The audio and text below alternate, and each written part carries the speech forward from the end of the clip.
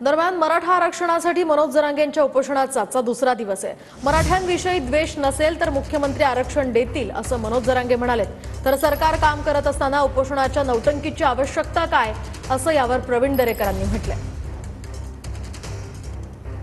प्रचंड रोगीत आहेत तुम्ही, प्रचंड रोगीत रोग झालेला आहे तुम्हाला मराठा द्वेषाचा, मराठा संपवण्याचा तुम्हाला रोग झालेला आहे। तो रोग तुमचा कधीच बरा होऊ शकत नाही। तुमच्या तोंडात किती हात घातला तरी तो कोरडाच निघणार आहे। तुम्हाला किती मतं केली लोकांनी, तुम्हाला लोकांनी किती बी राजगादीवर बसवलं तरी तुम्ही द्वेषी विचारानं, मराठा जातीयवादी विचारानं बरबडलेले लोक आहेत।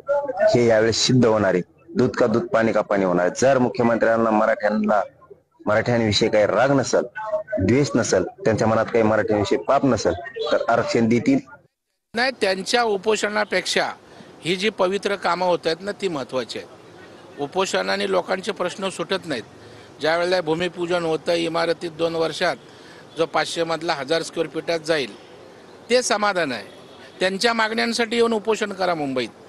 मला वाटतं राजकीय नौटंकी लोकांना आता आवडत नाही आहे।